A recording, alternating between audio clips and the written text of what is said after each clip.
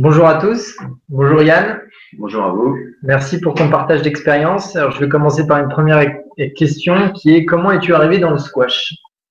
Bonne question. Je suis arrivé dans le squash à l'âge de 15 ans, exactement. Bon, j'y jouais auparavant avec mon père qui jouait au squash à Saint-Etienne assez régulièrement, comme beaucoup de personnes, tous les vendredis avec son meilleur ami. Voilà. Et en fait, moi, j'étais nageur et gymnaste à la base. Donc jusqu'à 14-15 ans, j'ai fait de la gym et de la natation à niveau régional national.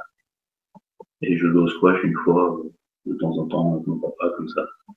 Et suite à des changements de structure et d'organisation dans la natation et la gym, j'ai complètement changé de voie et je suis passé au squash que je trouvais beaucoup plus ludique. J'arrivais à exprimer mes qualités entre guillemets physiques grâce à la gym et d'endurance grâce à la natation. Et vraiment, puis surtout le côté ludique, quoi. Regarder les carreaux en natation, je ne pouvais plus. Et puis me faire mal à chaque séance d'entraînement, mais quand je dis mal, c'est pas des douleurs physiques, c'est des douleurs articulaires, musculaires, à cause de la gym. Pareil, j'en pouvais plus. Donc, le squash était vraiment devenu du plaisir. Donc voilà, 15 ans, école de squash de Saint-Etienne, avec Xavier Martino. Et puis, au fur et à mesure, un an, ouais, 16 ans et demi, un an et demi après, j'ai intégré le pôle espoir du Mans. Parce que Alex, il m'avait refusé. Normal, j'étais mauvais. Je suis rentré, on va dire, grâce à Thierry Le Bihan qui m'a proposé quand même de venir faire des tests physiques et de me voir parce que personne ne me connaissait. Ça faisait un an et demi que je joue au squash. Je dirais vraiment un niveau technique très bas. Mais ils ont vu des grosses qualités physiques, ils ont vu surtout quelqu'un de très motivé, engagé, prêt à s'investir à 100%. Donc du coup, je suis parti sur le long pour le soir. Voilà. Et pour rebondir, tu penses que ton passé en natation et en gymnastique t'a servi dans ta pratique de squash? Ouais, carrément, carrément. La natation pour le côté et la gym aussi, hein.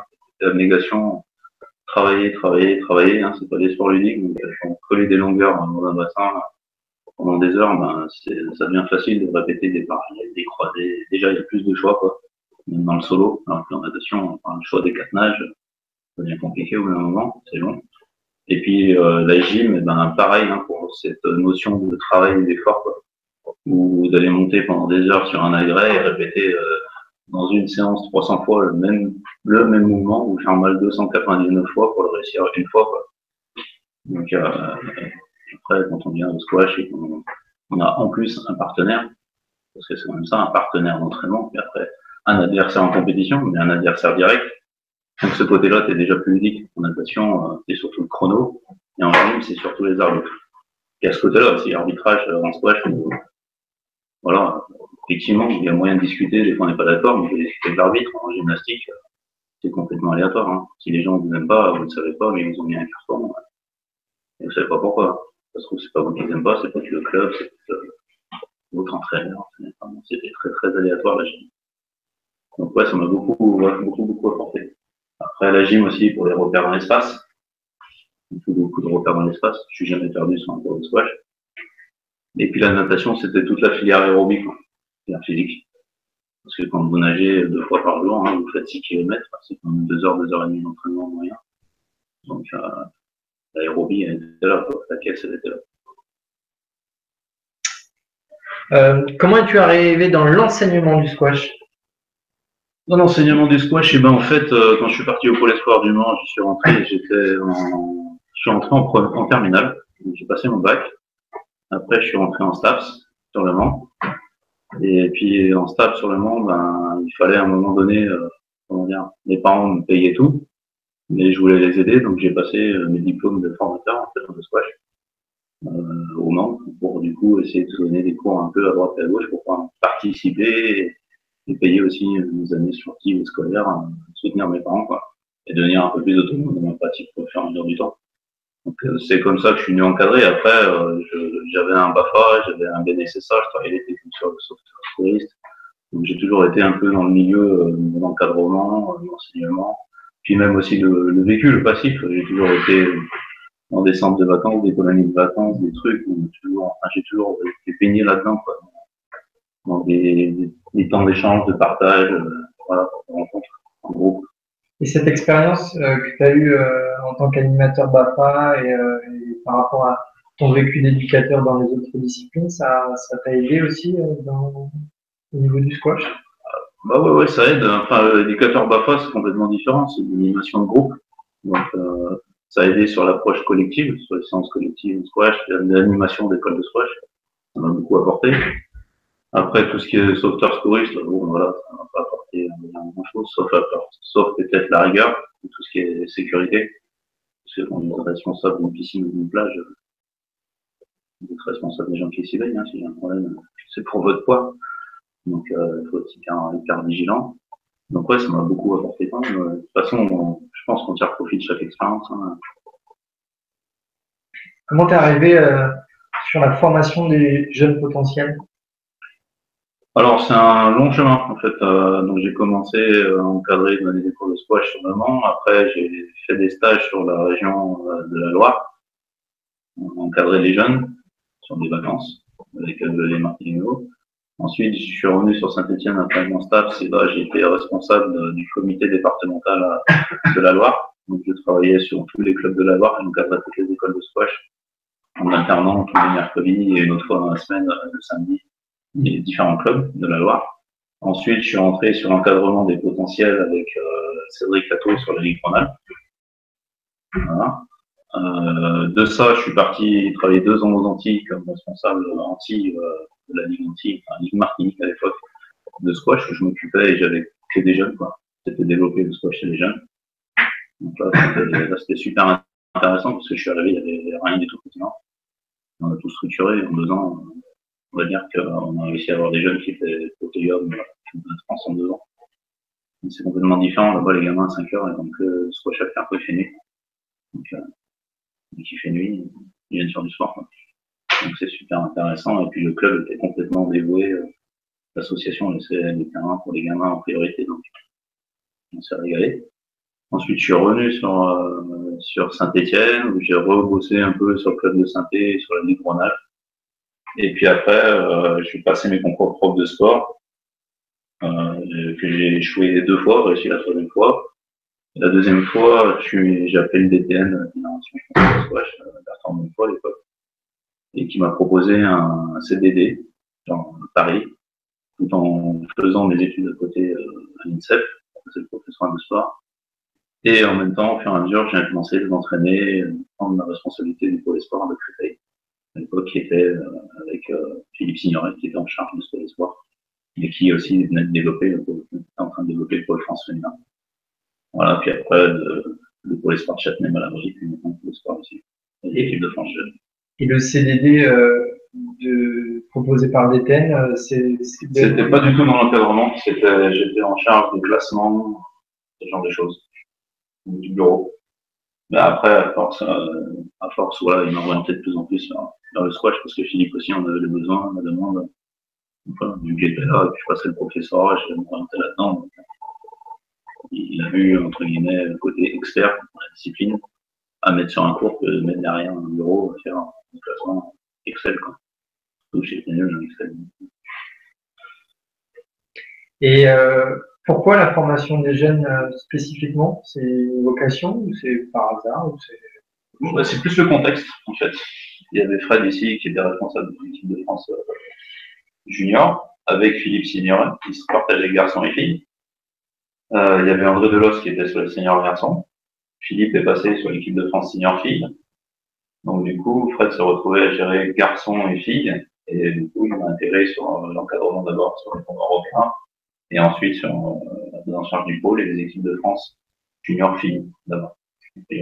Et ton statut d'entraîneur national est arrivé progressivement ou non, c'est une fois que tu es devenu professeur de sport que tu es passé entraîneur national? Ben, il est arrivé, on va dire, ouais, presque tout de suite. Presque tout de suite. Parce que j'avais aussi un bagage, un véhicule dans l'encadrement des jeunes.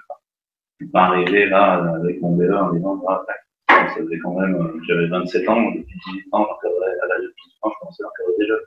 J'avais déjà 8 ans d'expérience avec des jeunes, au niveau ligue, au niveau regroupement, sur des jeunes au niveau de ligue, interligue. Donc, c'est arrivé, ouais, sur la fin de l'année de formation professeur de sport, le concours, l'année de formation derrière. au bout de 2 ans, quand j'ai nommé une responsable de l'entraînement national junior fille. On se partageait vraiment la tâche avec les garçons, donc ça les filles. Peux-tu résumer en quelques phrases ta vision du squash, ce que c'est que le squash pour toi? Le squash, pour moi, c'est un sport duel. Okay. Vraiment un sport duel où on est face à un adversaire. Un sport duel qui nous demande vraiment, comment dire, qui est assez spécifique dans le sens où il faut défendre et attaquer le même espace de jeu. C'est un des seuls sports de raquette où on est ça. Après, on peut dire qu'on peut se rapprocher de la basse, ce genre de choses. C'est vraiment le seul sport de raquette où il y a ces dimensions. Même maintenant, dans les nouveaux sports qu'on a, le racquetball, le paddle qui vient de sortir, c'est toujours médié par un filet. Là, on est sur le même espace. Donc, c'est vraiment unique. C'est vraiment ce qui fait la spécificité du squash dans le rapport à l'adversaire, en fait. Et aussi, du coup, dans tout ce qui est derrière, la dimension stratégique et la dimension cognitive de la discipline, quoi. C'est vraiment, je pense, une des spécificités du squash. Et justement, par rapport à cette spécificité de ton fait, est-ce que ça conditionne ton enseignement, tes entraînements, ta manière d'aborder les contenus pédagogiques que tu enseignes? Ouais, carrément.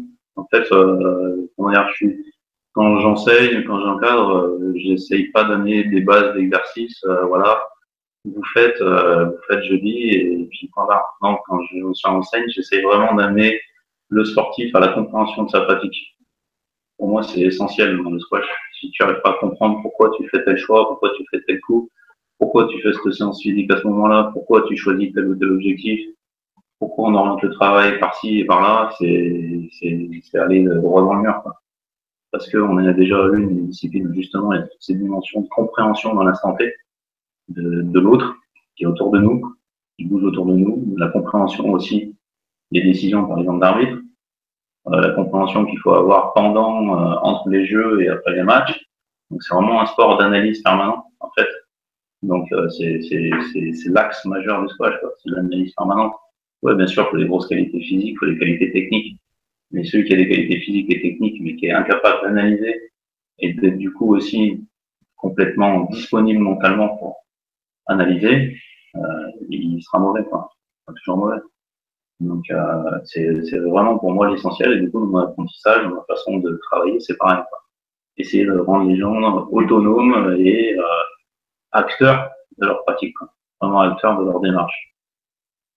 Donc, si je résume, pour toi, la définition du squash, c'est la combativité et l'analyse du jeu. La combativité, l'analyse du jeu, puis la dimension cognitive, la prise d'information, traitement de l'information, l'œil. C'est vrai qu'on souvent on dit ouais, le squash c'est un sport physique, machin, mais combien de fois on a vu des gros du battre super fit, parce que le gros il avait l'œil, ça veut dire la trajectoire de balle, il bougeait 10 fois moins, il savait se placer correctement, il était capable d'analyser l'action de l'autre pour avoir la juste action en lui. Et ça fait aussi toute la différence. Après, c'est vrai que très haut niveau, celui qui n'a pas de qualité physique, il n'y arrivera pas. Parce que de fait, c'est la durée des échanges. De fait, tous les meilleurs, ils ont cet œil-là, celui-là. Donc forcément, il y a la qualité physique qui entre en compte. Mais c'est pas pour moi un incontournable, la dimension physique. Ça le devient. Donc c'est entre guillemets, je sens un jeune potentiel pour voir si ce jeune est capable de travailler et de s'engager physiquement dans une démarche. Mais s'il n'est pas forcément très bon physiquement à 9-10 ans, c'est pas très grave, quoi. Les qualités physiques, ça se développe. Il y en a qui sont innés, mais on peut quand même, c'est ce qu'il y a de plus facile à développer. Donc, un mental d'acier, une combativité d'acier, un œil, l'œil, quand vous avez un joueur qui dit moins vite la balle que les autres, hein, on va passer beaucoup plus de temps, quoi, à faire travailler la prise d'information. Et je pense que c'est aussi, moi, une des qualités que j'ai tout de suite pensé, entre guillemets, avec mon expérience, par exemple, de la gymnastique, l'œil pour la prise d'information, ça, on repérer dans l'espace, tout ça, ou tous les jeunes qui viennent de multidisciplines. Moi, je suis vraiment pas pour le fait qu'un gamin, jusqu'à 15 ans, il fasse que du squash. Moi, je suis pour que jusqu'à 14-15 ans, il soit sur plusieurs disciplines. Et à 15 ans, on fait le choix de s'engager vraiment dans la pratique. Mais si le gamin à côté, il peut faire un du foot, du basket, un sport co, il y a d'autres trajectoires, d'autres mouvements, je pense que c'est que un avantage et pas du tout un désavantage. Après, il faut être capable de le faire. Il faut que les parents soient capables aussi de pouvoir faire à leurs enfants plusieurs activités. Toute une organisation, mais le multisport, c'est primordial. Et je pense qu'on en fait nous d'ailleurs, hein, cette année, Paul, je pense qu'on n'en a pas fait assez, une fois, du multisport, d'aller voir autre chose. Pour justement changer l'œil, le travail de prise d'info sur d'autres disciplines. Et même le travail physique. Selon toi, comment tu définirais un bon entraîneur? Ben, c'est moi. Non, je rigole. Non, un bon entraîneur, c'est celui qui est capable de prendre en compte la personne qui est en face de lui, qui n'arrive pas avec sa séance de prévu, programmée et qui ne tient pas compte de l'autre. Et ça, c'est l'entraîneur qui va droit dans le mur. C'est l'entraîneur qui se fixe une démarche figée et restrictive. Un bon entraîneur, il a une idée de l'évolution de son athlète, il doit l'échanger le plus possible avec lui pour aller dans le même sens, que le travail se fasse dans la même direction, et il doit tenir compte de chaque personnalité, de chaque individu. Alors on parle souvent d'individualisation dans les séances. Pour moi, l'individualisation, c'est pas dans le contenu de la séance, c'est l'individualisation est dans l'approche que j'ai avec mon athlète. Donc sur une même séance, sur un même travail, je ne peux pas avoir la même approche avec Quentin, qu'avec Toufik, qu'avec Fanny, qu'avec Nino. Pourtant, ils vont faire la même séance avec le même contenu. Mais mon approche, elle est différente. Elle est individualisée. Je m'adresse à Quentin d'une telle manière. Je m'adresse à Toufik d'une autre manière. Je m'adresse à... Elle est là d'avoir la première individualisation. Mais déjà, quand vous faites ça, ça montre que l'entraîneur, le bon entraîneur, il s'attache à l'individu. Et tu crées un climat de confiance, un climat de travail beaucoup plus serein, quoi, que de faire une séance aucun va individualiser. Bah, toi, tu peux faire plus attention à ton déplacement, toi, tu peux faire plus attention à ton bras. Ouais, ça aussi, on le fait. Mais d'individualiser en tenant compte, dans la même séance, comment travailler avec chacun, dans la relation humaine, là, tu vas encore plus vite, je pense. Et est-ce que, depuis le temps que tu entraînes, toute cette adaptation et cette individualisation a toujours été ce que toi, tu as mis en avant, même quand tu as commencé l'entraînement, ou est-ce que tu es arrivé et tu avais peut-être des certitudes que, en fin de compte, au fur et à mesure de ton expérience, tu as développé en disant, bah non, c'est pas comme ça que je peux fonctionner. Alors ouais, j'avais des certitudes, mais ça a toujours été dans je peux pas dire que c'était inné, mais ça a toujours été dans ma façon de faire. Mais je pense que c'est dû au fait que j'ai fait, entre guillemets, du haut niveau moi aussi, et que je supportais pas quand l'entraîneur, il individualisait pas ou qu'il s'adressait à moi comme il s'adressait à l'autre, qui n'est pas compte de moi. L'athlète de haut niveau, c'est quoi qu'il attend, c'est qu'on s'occupe de lui, on s'attache surtout à lui, à sa personne, à comment il est, quoi, dans sa spécificité, dans sa personnalité propre, et pas comme chez les athlètes, c'est lui-même, non, c'est jamais lui-même, quoi. Chacun est différent, chacun a sa vision de l'action, de son entraînement, voilà. Après, à nous, justement, en prenant en compte chacun, de les amener vers ce qu'on désire, ce qu'on perçoit pour eux, mais il faut que aussi qu'ils en soient conscients, qu'ils soient d'accord. Donc c'est pour ça, si tu individualises pas, tu ne rends pas compte de l'un, tu peux pas amener chacun vers ses objectifs. Sinon, à ce moment-là, ça veut dire que tu prends un groupe de 8 et tu les amènes tous vers le même objectif. Les 8 ou le même objectif. Finalement, bon, c'est un petit peu grossir la chose, mais c'est pour ça que chacun a ses objectifs, parce que chacun est différent. Donc dans l'entraînement, tu dois travailler avec chacun d'une manière différente. Et en gros, c'est d'aider l'athlète à atteindre ses propres spécificités. Ouais, ses propres objectifs. Plus proche. Ouais, optimiser son maximum, se rapprocher de son maximum à chaque fois.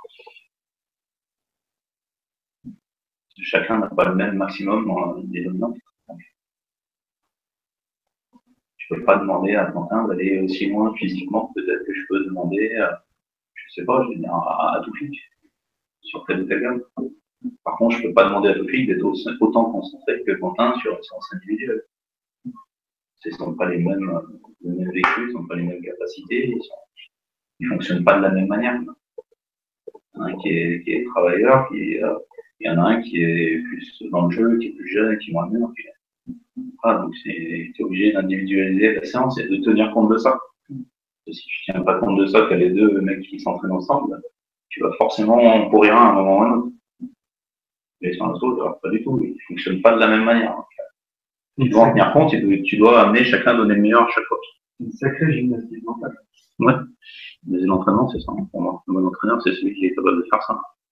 J'ai beaucoup aussi appris en lisant. Hein, j'ai beaucoup aimé le livre de Claude Onesta sur sa carrière en fait d'entraîneur, sur comment il a donné la main aux gens en fait dans la prise de conscience de leur réussite. Il s'est dit, je gère un groupe, mais je peux pas gérer tout le groupe. Donc je dois rendre chacun acteur du groupe, quoi. Et demander à chacun de donner le meilleur de lui-même, dans son maximum, dans ses potentialités, dans ses compétences. Et moi, je suis là pour chapeauter, quoi. En fait, comme il disait, quand il intervenait au coaching dans les temps morts, ça, moi, je dis rien.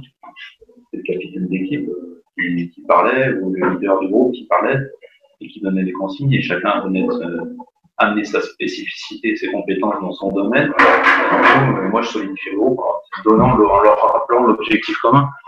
Et c'était mon seul rôle, quoi. Tu parles d'objectifs.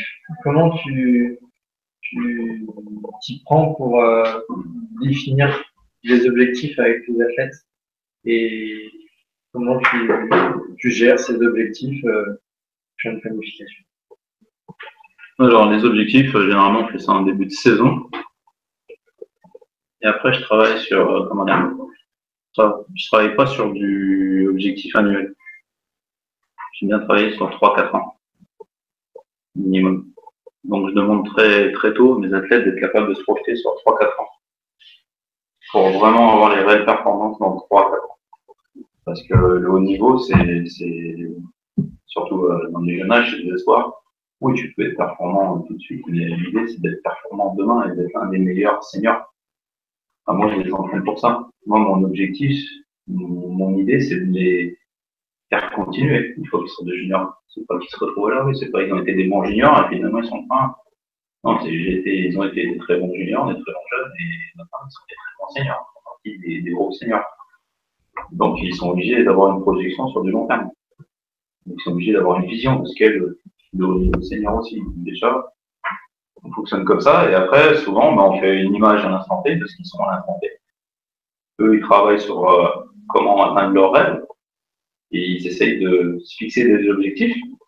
Eux, de leur côté, ils le font seuls.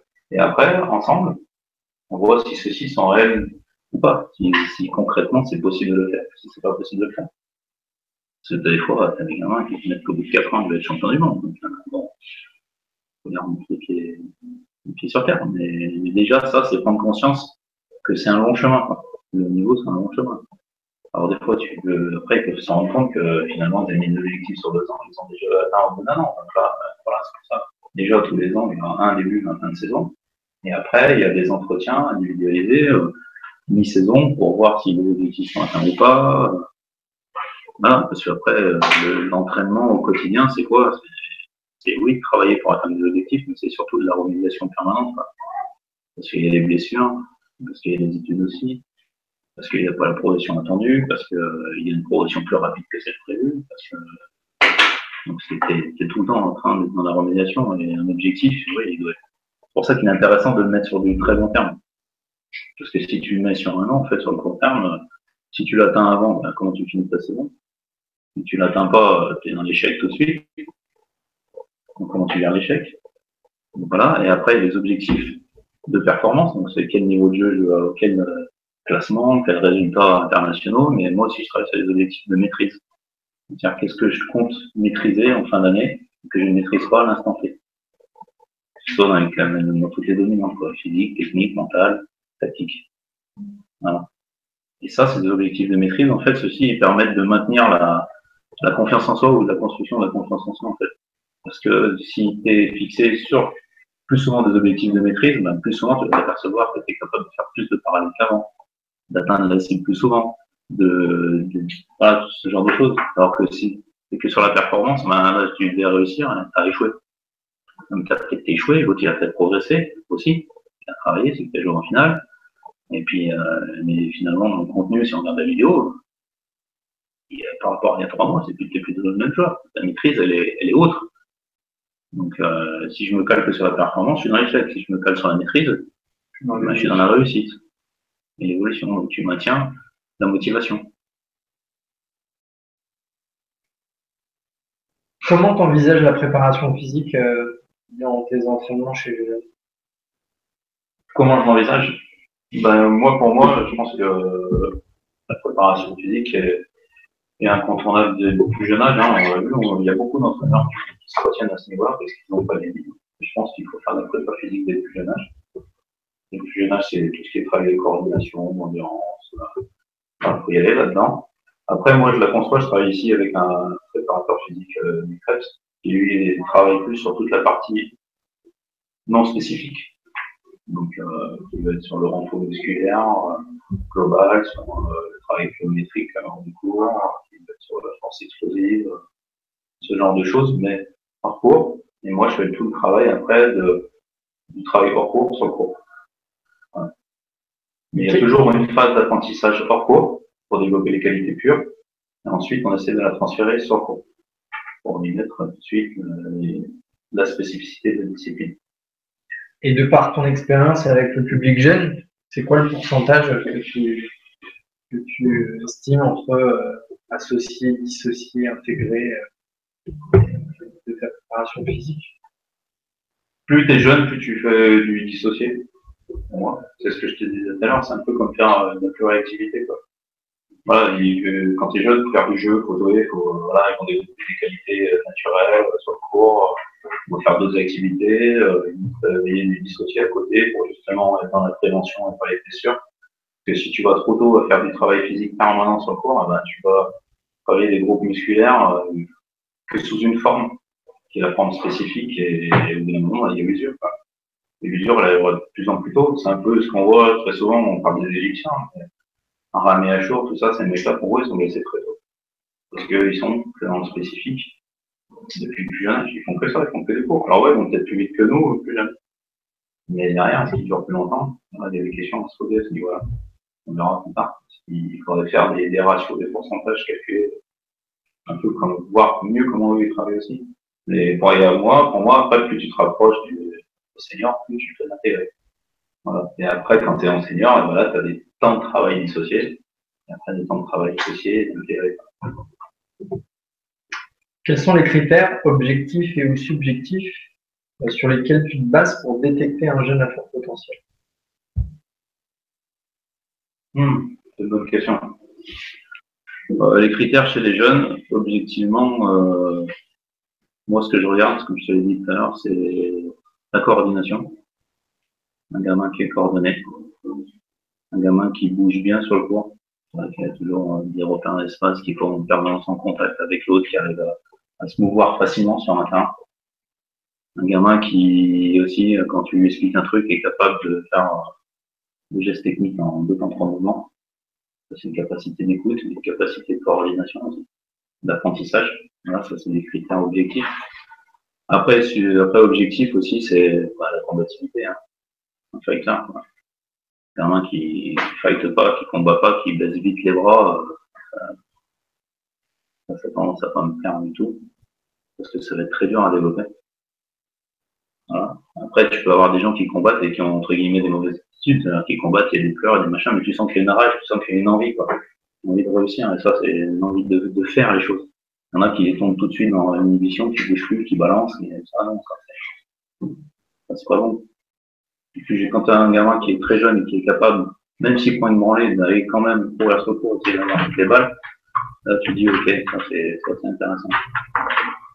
Et puis après, question subjectif, c'est un peu plus dur, c'est plus dans les échanges avec les jeunes, quand tu sens qu'un gamin il parle de squash avec la banane, qui prend du plaisir, qu'il est dans le jeu, qu'il aime ça, là tu te dis, ouais, c'est un gamin qui va aller loin. Si t'as un gamin qui parle pas beaucoup de squash, qui s'intéresse pas beaucoup au squash petit, lui déjà, c'est plus subjectif, hein.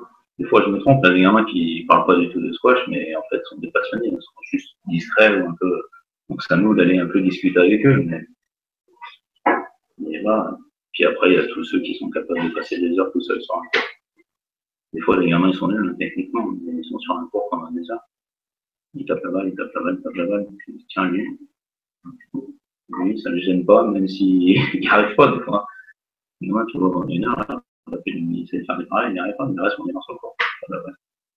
Tiens, mais moi, il essaye. Il ne fait pas de passer du temps. Donc, parce que le haut niveau, c'est du travail. Donc, je vais plus aller m'orienter sur les travailleurs, les coordonnés, que les doués. Les doués vont m'intéresser, mais les doués qui ne travaillent pas,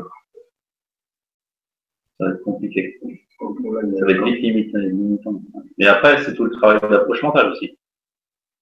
Et là où je pense que pour l'instant, on se limite parce que les doués, on les laisse vivre sur leurs dons et puis on les encadre pas assez sur ce qui les attend plus tard. On les prévient pas assez tôt de ce que c'est que le très haut niveau. Le très haut niveau, ouais, les mecs sont tous doués. Mais c'est tout des travailleurs acharnés. Et ça, je pense que justement, c'est dans la préparation mentale qu'il faut aller. Il faut leur expliquer très tôt. Donc, toi, tu vas privilégier quoi demain? Un gamin doué qui est champion de France ou un gamin moins doué, bosseur, qui finit derrière? Un gamin peut-être moins doué. Sur les petites catégories, je parle moins de 11, on entrait jusqu'à moins de 15. Un gamin peut-être moins doué et bosseur, parce qu'en plus, sur ces catégories-là, il y a plein de choses qui peuvent être prises en compte. Il y a un gamin à moins de 11 ans, il y en a un qui peut faire déjà entre guillemets 1m50 et l'autre 1m10. Donc, rien que déjà, la dimension physique, là, elle peut parler. Donc, je vais plus aller vers le gamin un peu moins doué, mais travailleur et surtout passionné. Si des fois, tu as des doués, ils sont doués, mais ils sont pas passionnés, ils sont juste doués, donc ils en profitent, ils gagnent. Est-ce que demain, s'ils arrêtent de gagner, comment ça va se passer? Et d'après toi, comment est-ce que tu sensibilises l'enfant de 11-12 ans à une exigence du haut niveau, sachant que le gamin à 11-12 ans, ça dépasse, mais à des années-lumière au-dessus, puisqu'il ne va pas du tout projeter sur son avis, ainsi de suite. Il vit l'instant présent, et comme tu dis, la plupart du temps, il va être dans le jeu, il va être. Ouais. Comment est-ce qu'on peut réussir à sensibiliser, je pense, par rapport au VHL, où on essaye un maximum de leur faire prendre conscience de ce que c'est. Pour certains, ça passe. Mais je pense que, comme tout, la prise de conscience, elle passe par l'œil. Elle passe par l'œil. Et ce qui serait super intéressant, c'est quand un gamin qui est doué, qui est machin, c'est d'amener voir ce que font les meilleurs. Donc, les entraînements, 3-4 jours, vivre pour voir des entraînements, quoi. Moi, je parle quand j'étais en gym, quand je faisais de la gym à très haut niveau jeune. On avait le pôle France de gymnastique féminin sur Saint-Étienne. Je voyais des séances des filles. Je comprenais jusqu'à loin d'être à très haut niveau, quoi. Je comprenais. Parce que je voyais ce qui était demandé à très haut niveau. Je disais, wow, je suis bon, mais. Non, mais photo, est-ce que je suis prêt à me ramasser les 1000 abdos là qu'elles sont en train de faire sur les barres? Je crois pas. Et je pense que l'œil, de toute façon, l'œil livre la chose, il n'y a que ça, à cet âge-là. Livre les choses, leur expliquer, comme tu as dit. Dans une oreille, ça ressort par l'autre, avant d'avoir un gamin vachement mûr. C'est pour ça que les filles souvent comprennent qu'il faut travailler plus tôt. Et elles se mettent à bosser un peu plus tôt, elles sont plus sérieuses un peu plus tôt que les garçons. Mais de toute façon, je pense que s'ils ne le vivent pas au quotidien, ils vont pas voir ce que c'est que Greg Gauthier en entraînement, ce que c'est que Camille Sarr en entraînement, les Castanet. Ils ont du mal à se projeter. Et à cet âge-là, ça leur fera pas peur, entre guillemets, d'aller le voir. Au contraire, ça peut les faire rêver. Ils font ça, ils font ça, ils vont faire ça. Alors que quand tu les amènes voir, quand ils arrivent là, pour certains à 16-17 ans, qui voient ce que font les autres, qu'eux sont déjà investis dans des démarches de haut niveau, hein, ils se disent, putain, j'ose là, quoi. Là, ça peut leur faire peur. Alors qu'à 11-12 ans, ça leur ferait sûrement pas peur. Ouais, je pense qu'ils prennent le contact avec le très haut niveau trop tard. Alors, ils ont le contact avec le très haut niveau, on les voyant jouer, mais je parle de contact avec le très haut niveau dans l'entraînement. Beaucoup trop tard. Je pense que ça, c'est un frein aussi. Ça m'amène à ma prochaine question, c'est qu'une fois détecté, comment tu fais pour les amener au plus haut niveau, déjà au haut niveau? Déjà, il y a un point que tu as répondu, donc l'observation et l'observation notamment en entraînement. Est-ce qu'il y a d'autres éléments qui paraissent pertinents à évoquer par rapport à, une fois détecté, ce que je mets en œuvre pour les amener au plus haut niveau. Ben justement, c'est comme je t'ai dit, déjà, c'est dès le plus tôt possible être capable de les faire. Alors, au début, c'est avec toi, mais de les faire rédiger un projet avec des objectifs. Alors, c'est vrai que ça peut paraître bizarre de dire à un enfant quel projet as-tu, mais quand on est un enfant, on a tous des rêves. Puis, comme on l'a dit hier en fondamental, chacun peut croire en ses rêves et être capable de les atteindre. Après, il faut juste se donner les moyens. Donc justement, c'est les amener à prendre conscience, à discuter et à voir quels moyens ils peuvent mettre en place à leur âge pour aller vers leurs rêves. Et puis, hop, t'as grandi, maintenant quels moyens tu as en plus de ceux que tu avais déjà, et non pas quels nouveaux moyens tu as et j'oublie les anciens. Hein. Au bout du compte, si tu regardes le haut niveau, c'est quoi? C'est une accumulation de moyens pour atteindre un objectif unique, mon rêve. Quoi. Mais si tu prends des moyens, tu enlèves ceux d'avant, et tu remets des nouveaux, ça sert à rien. Il faut garder tous les moyens, avoir la plus grande base de moyens pour réussir à atteindre ses rêves. Donc c'est ça surtout. Je pense qu'il faut. Ma construction, c'est comme ça, se fait avec eux. Se fait avec eux et se fait aussi avec eux dans le sens où valider et pas imposer en fait moi mes objectifs et mes temps de progression. Même si moi je pense qu'un gamin il peut être meilleur plus tôt. Si lui, c'est pas dans ses objectifs, moi, je le respecte à l'instant T. Et c'est le travail au quotidien que je vais faire avec lui qui va l'amener à prendre conscience que finalement, peut-être qu'on revoit notre parcours, notre projet. Parce qu'il y arrivera plus tôt, parce qu'il y arrivera plus tard. Mais c'est un travail quotidien. Et de par ton expérience, établir ce projet de l'athlète avec lui, c'est quelque chose qui est assez facile, difficile, complexe. Comment... Ben, je pense encore une fois qu'il est plus facile de l'établir avec des enfants qui sont très jeunes, vers 11, 12 ans, 13 ans, parce qu'ils ont des rêves. Donc c'est essayer de les aider à atteindre leurs rêves. C'est ça qu'il faut leur expliquer quand on est là pour les aider à atteindre leurs rêves. On n'est pas là pour vivre leurs rêves, mais c'est eux qui doivent les vivre, donc c'est à eux de mettre les choses en place. Que de commencer de le faire quand ils ont 16, 17 ans. Ou même plus tard. Je suis quelques athlètes sur le travail d'objectif. Ils sont des seniors. Quoi. Et puis, ils sont seulement en train de commencer à construire un projet sportif. Un projet d'objectif. Et moi, ça me fait halluciner. Quoi. Qu'ils prennent conscience de ça aussi tard. Ils ont ces garçons-là, ils ont 22, 23, 24 ans. Quoi. Pour certains, c'est déjà 4-5 ans qu'ils sont sur le circuit pro, voire plus. Donc tu te dis comment aller tous les jours t'entraîner, comment aller tous les jours en compétition aux 4 coins du monde sans avoir construit un projet sportif et un projet avec des objectifs. Moi, personnellement, je vois pas l'intérêt. Comme si la route n'était pas déjà définie. Ben, c'est comme si ta route, t'essayes pas d'écrire une route, quoi. Tu vis le quotidien, quoi. Parce que le haut niveau, il faut vivre les instants, hein, bien sûr. Il faut vivre chaque moment, mais il faut vivre chaque moment avec un rêve, quoi, à atteindre. Après, plus tard, on peut faire le bilan de se dire, j'ai bossé, j'ai tout mis mes moyens en place, j'ai pas réussi. Au moins, tu n'auras pas de regrets. Alors qu'il y en a plein qui ont des regrets parce qu'ils n'ont jamais construit le chemin. Alors, c'est pas parce que tu construis le chemin qu'il faut le suivre. Hein. C'est ça aussi qu'il faut leur expliquer. C'est qu'on est là à l'instant T, c'est de construire un chemin, mais ça se trouve, la route, elle va être pleine de virages, pleine de zigzags, et puis peut-être que des fois, on va se tromper de chemin et on va revenir en arrière. Et c'est ça, quoi, c'est comme tout. C'est comme dans la vie de tous les jours, hein. Au niveau, c'est pareil. Mais si tu essaies de le construire le plus tôt possible, ton chemin, si au moins, tu vas pas dans le mur, pas dans le mur, mais dans le vague, dans le flou.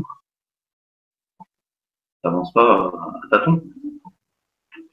Et pour là, les stagiaires qui sont dans une situation où effectivement les élèves qui sont dans le cadre sont très jeunes, alors, très jeunes c'est relatif, mais on va dire moins de 11, moins de 13, moins de 15, et que justement ils ont détecté chez l'athlète une bonne combativité, de la rigueur euh, dans l'application ou une bonne technique ou une bonne tactique, enfin, des éléments qu'ils vont détecter qui sont prometteurs.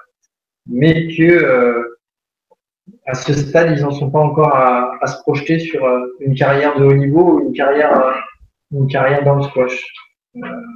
Est-ce que tu as un conseil à leur apporter par rapport à ça?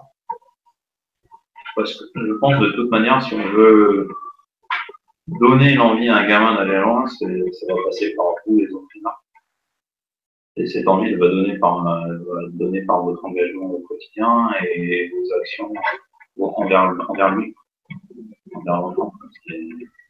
C'est un peu le regret que j'ai, moi, je pense que je suis pas au milieu de vous, hein, mais dans nos générations, on avait des entraîneurs qui étaient capables de donner du temps, entre guillemets, bénévolement, pour aller encadrer, pour aller faire ci, pour aller faire ça.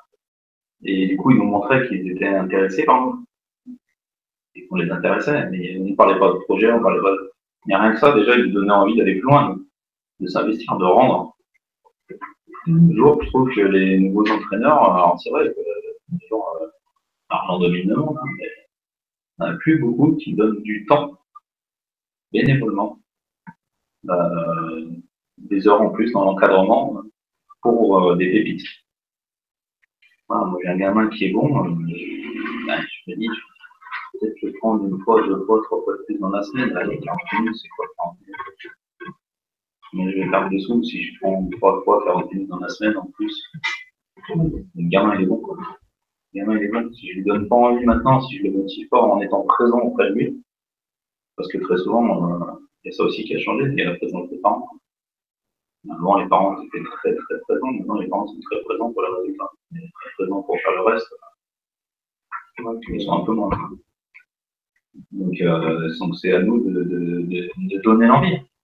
Ça nous donner envie en montrant qu'on s'intéresse à eux, c'est ce que je disais. Alors, c'est dans un collectif, l'individualisation, il faut donner envie à chacun, montrer qu'il s'intéresse à chacun. Quand tu as un bon, tu dois lui montrer qu'il t'intéresse. Et lui donner envie de continuer. Une dernière question que j'ai posée. Qu'est-ce que tu penses de la suprématie égyptienne de nos jours? Qu'est-ce que je pense de la suprématie égyptienne? Difficile à dire. Je suis pas. Enfin, c'est pas que j'en ai rien à faire. C'est pas le mot, hein.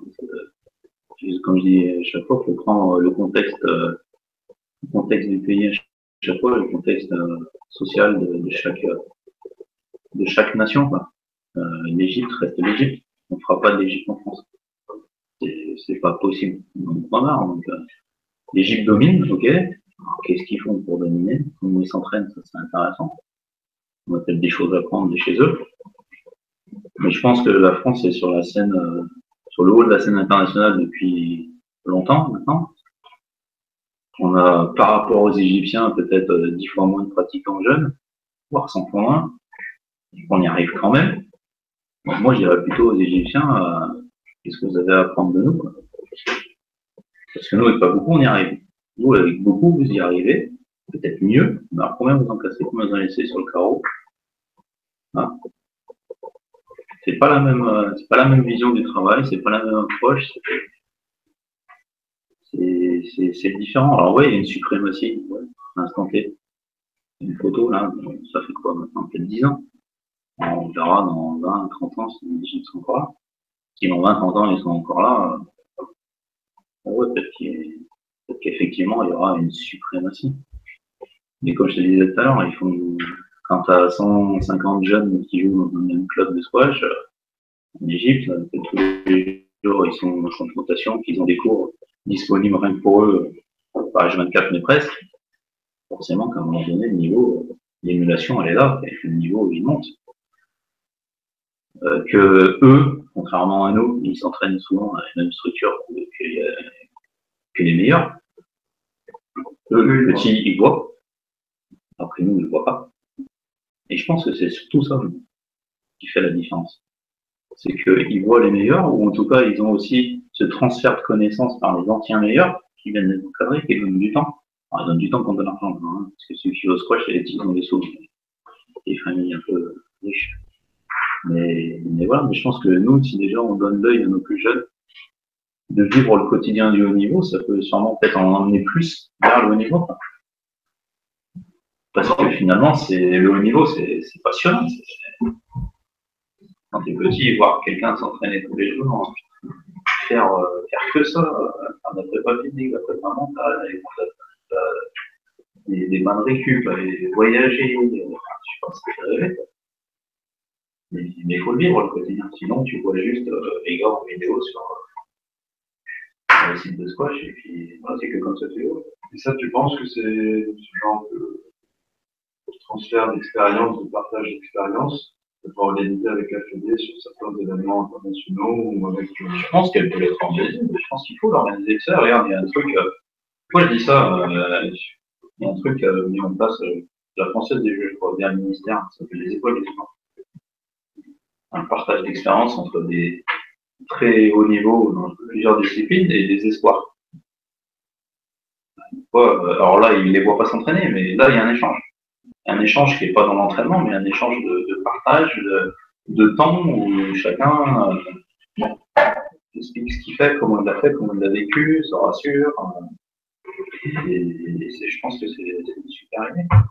Peut-être pour nous aussi dans le squash, alors c'est vrai que nos athlètes ne sont pas forcément tout le temps disponibles, mais pourquoi pas nous organiser des sessions avec les meilleurs de PHN, aller voir comment s'entraîne Camus, aller voir comment s'entraîne le coach France senior, voilà, échanger avec eux, des temps de regroupement.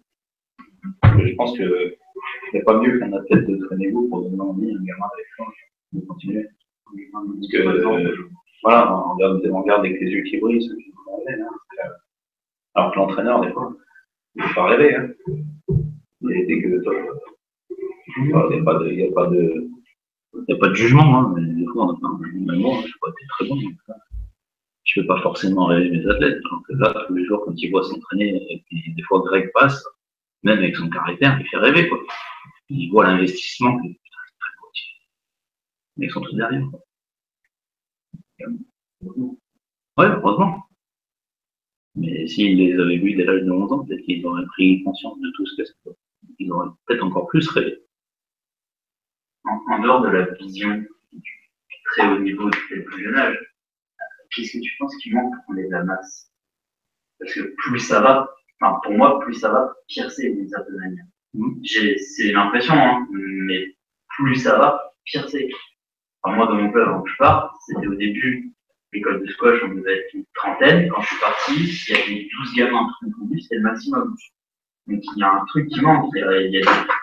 Il manque de personnes ayant envie de faire changer les choses et de motivation, je pense. Et pas que chez les bénévoles et pas que dans les clubs. Pour moi, ça vient de tout. C'est le tout. C'est tout le système, je pense. Tout le système. Tu pars du haut de la fédé, etc. et tu redescends sur les clubs, etc., et les gens ne sont pas motivés. Il y en a très peu qui ont envie de faire ce genre de choses et pousser les jeunes à aller au bout. Non, je pense que c'est un problème effectivement de transmission de passion. Voilà. Dire moi, dans toutes les disciplines que j'ai fait, c'est pour ça que quand je faisais de la natation, j'étais dans un club où il y avait un entraîneur qui était passionnant, qui était motivé, qui nous entraînait à aller loin. En gym, pareil. Et puis le jour où la gym à Saint-Etienne, ils ont décidé de réunir 2 gros clubs jeunes pour en faire une machine de guerre, ils ont embauché un entraîneur russe qui venait de Russie. Je peux te dire qu'on a changé de dimension, quoi. Mais là, moi, le mec, il m'a plus du tout passionné. Et je n'ai pas été le seul. En un an, on a perdu la moitié de l'effectif.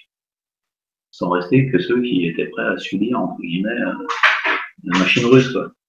Mais la passion, elle n'était plus là. Alors que dans le squash, derrière, j'ai rencontré que des gens qui m'ont passionné. Et qui m'ont donné du temps. Beaucoup de temps. Et c'est vrai, c'est dans l'échange. Alors après, je pense que dans les clubs, on donne pas assez de temps aux jeunes. Ça, c'est sûr que le squash jeune, les gens ne se projettent pas sur qui sera leur public demain. Les membres de ça, c'est tous, en général, en dehors des clubs, sur l'instant T. C'est pas ce qui va se passer. Oui, mais c'est le moindre réel de réussir à vivre.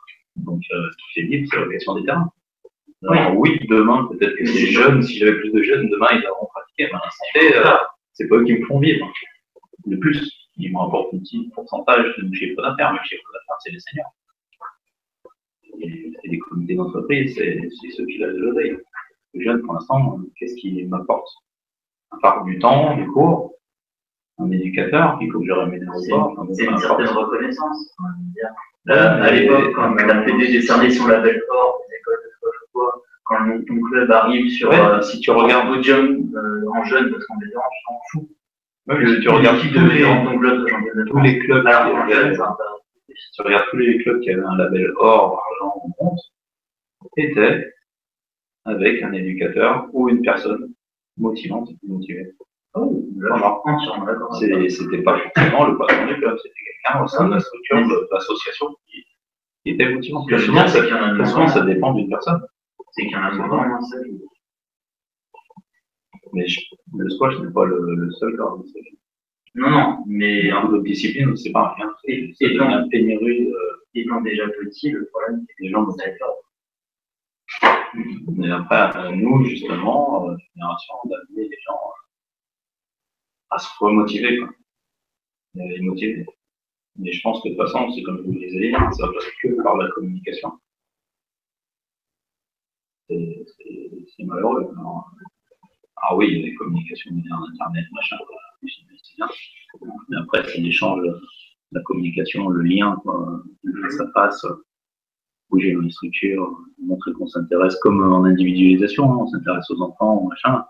La fédération, elle doit faire le même travail avec chaque club, montrer qu'elle s'intéresse à chacun d'entre eux. Et en montrant ça, elle montre qu'elle individualise, entre guillemets, même si elle le fait forcément, mais elle montre au moins qu'elle porte un œil sur chacun d'entre eux, sur chacun de ces clubs qui la font vivre. Est-ce que tu constates un changement entre quand tu étais à Châtenay-Malabry et maintenant ici à Aix-en-Provence par rapport à ce que tu disais sur l'observation du plus haut niveau qui s'entraîne? Tu as 3 athlètes qui étaient à Châtenay-Malabry et aujourd'hui qui sont à Aix-en-Provence. Est-ce que tu constates est-ce que tu constates que ça a apporté quelque chose chez eux? Ouais, si ça a apporté. Voilà, des fois, je vois tout simplement quand il y a le golfeur qui s'entraîne et que soit ils n'ont pas commencé, soit pas fini l'entraînement, les gamins ils sont derrière, quoi. Ils le regardent avec un œil observateur passionné en disant ce qu'il lui fait, comment il joue, tu vois, quand ça c'est tous les jours, donc ils regardent faire.